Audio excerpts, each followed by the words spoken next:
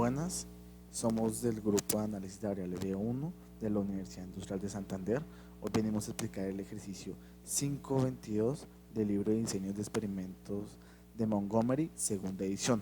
El ejercicio en cuestión dice así: en un artículo del Journal of Testing and Evaluation se investigan los efectos de la frecuencia de carga cíclica en las condiciones ambientales sobre el crecimiento de las fisuras por fatiga con un esfuerzo constante de 22 megapascales para un material particular. Los datos del experimento se presentan abajo. Como se puede ver, en el ejercicio tenemos tres factores que son la frecuencia, que la podemos llamar tau, el medio ambiente, que la podemos llamar beta, y la frecuencia por el medio ambiente, que va a ser tau por beta. El ejercicio nos pide dos cosas. La primera, analizar los datos del experimento, y B, analizar los residuales. Para poder hacer el A, vamos a obtener el ANOVA para ver qué hipótesis vamos a manejar, si hace la hipótesis nula o si vamos a rechazar la hipótesis nula o no. Posteriormente a esto vamos a anotar los datos en una tabla de Excel: la frecuencia, el medio ambiente, el aire, el agua y el agua salada. Para poder obtener el ANOVA, primero tenemos que hacer la suma de cuadrados. Para poder hacer la suma de cuadrados, primero hacemos las sumas totales de la frecuencia y las del medio ambiente. De la frecuencia hacer la frecuencia de 10, perdón, va a ser la suma de toda esta casilla, todas esas. La frecuencia 1 va a ser la suma de todos estos, y la de 0,1 va a ser la suma de todos estos. Lo mismo se hace para el medio ambiente. La del aire, la suma de todos estos datos. Para el del agua, la suma de todos estos datos. Y para la del agua salada, todos estos datos. También se hace la suma total, que es la suma de todos estos datos, y la suma de las réplicas, que hace la suma de cada casilla, de 10 con el aire, de 10 con el agua salada, de 10 con el agua salada, el 1 con el aire, así sucesivamente toda la suma de las réplicas. Después de esto, hallamos el factor de variación, que es la suma total de los datos que nos dan al cuadrado sobre n. N es igual a 36, 36 por el número total de datos que tenemos acá. Otra forma de sacar esto no es contando cuántos hay, sino es A por B por N minúscula. ¿Qué es A y qué es B? A son las veces que se repite acá, o sea, 1, 2 y 3, y B lo mismo, 1, 2 y 3. Y N es el número que se repite el experimento en la casilla, 1, 2, 3 y 4.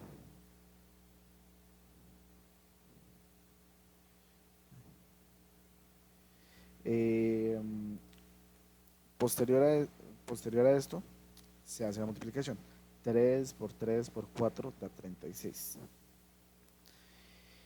Para poder hallar la suma de cuadrados de los factores que tenemos, que es la frecuencia, el medio ambiente, la frecuencia por el medio ambiente, las réplicas, el error y el total, primero hallamos la del total, que es la más fácil.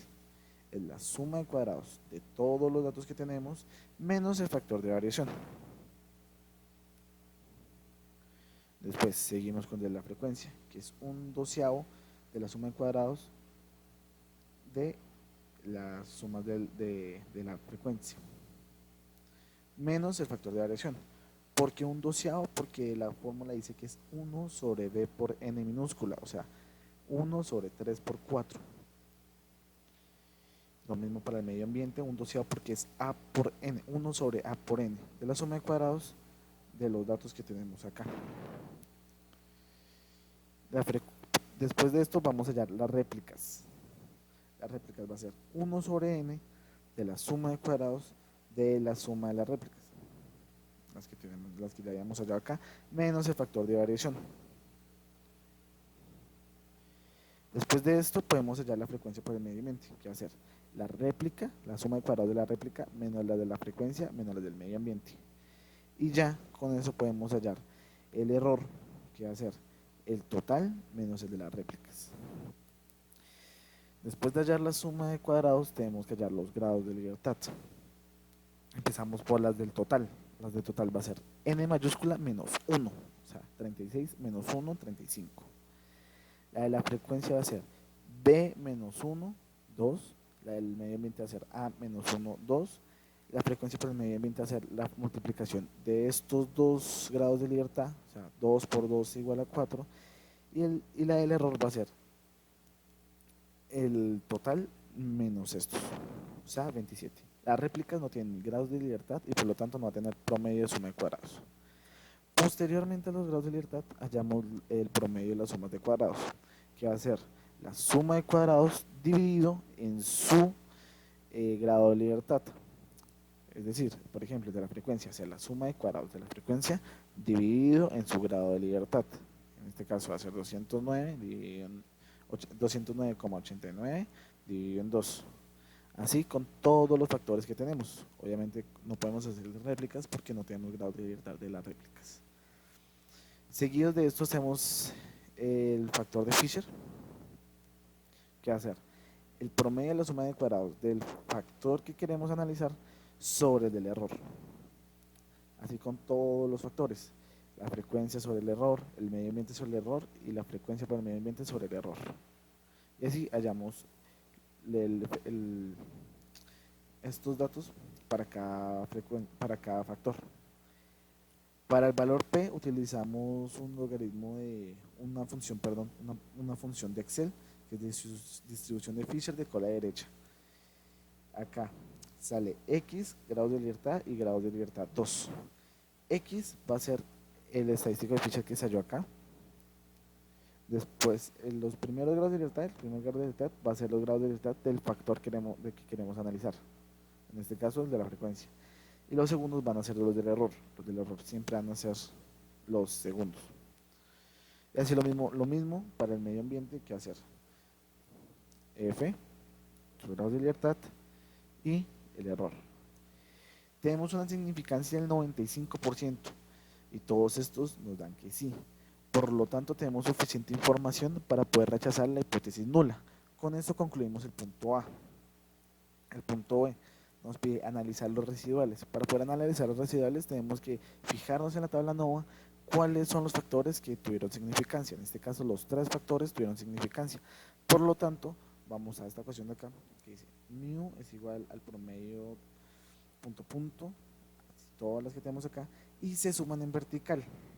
En total nos va a dar que los residuales es la resta del promedio y J punto, que hace el promedio de los residuales. Vamos a coger esta tabla, la vamos a copiar y la vamos a pegar tal cual acá. ¿Qué vamos a hacer? Le vamos a restar cada residual que existe. Es decir, si queremos hallar el residual de este dato, vamos a coger el promedio de esta casilla, que lo tenemos acá, menos el promedio de esta casilla. Va a ser, en el segundo caso, el 2,47. Si queremos hallar su residual, va a ser el 2,47 menos el promedio de esta casilla. Si queremos hallar el residual, en este caso, va a ser el 2,06 menos el promedio del promedio de esa casilla, de esta casilla, el 2,9. Así con todos los datos. Posterior a esto, hacemos esta tabla de acá. Hacemos J del 1 al 36, que es el número de datos. X sub B van a ser todos estos datos ordenados de menor a mayor. Todos estos datos los pegamos acá. J menos 0,5 sobre n va a ser el 1 menos 0,5 sobre n, que es 36. Y acá en ZJ utilizamos otra función de Excel, que es distribución normal estándar inversa de este dato. Con esta tabla podemos hallar el supuesto de normalidad y nos tiene que dar una línea de tendencia, como se ve acá. Con esto podemos comprobar el supuesto de normalidad. Posterior a esto, vamos a hacer esta tabla de acá, que va a servir para hallar los supuestos de variancia constante. Cogemos esta tabla de acá y la volvemos a pegar acá. En este caso no los ordenamos de menor a mayor para facilidad nuestra, para poder hallar los datos con mayor facilidad, pero en este caso no hay que tener un orden exacto. Los vamos a graficar contra el promedio de las frecuencias, que son estos de acá, el promedio del medio ambiente, que va a ser el agua, el aire, el agua salada, que van a ser estos de acá, estos promedios de acá. Y también se van a graficar contra el promedio de los residuales, que son los que ya habíamos hablado antes, que son estos de acá. Posteriormente, hallamos sus gráficas. Como podemos ver, acá tenemos X sub I versus el promedio de las frecuencias del medio ambiente y de los residuales. La conclusión a la que queremos llegar es: si se percibe alguna figura, hay que encontrar patrones en estas gráficas. En este caso no se encuentra ninguna figura en concreta, solo se encuentran patrones, por lo cual podemos concluir que sí se cumple el supuesto de variancia constante. En este caso tenemos líneas rectas, no se ve ninguna figura, acá también, y acá tenemos, si ponemos líneas de tendencia se pueden ver líneas, pero figuras no se ve, entonces podemos llegar a la misma conclusión que teníamos antes.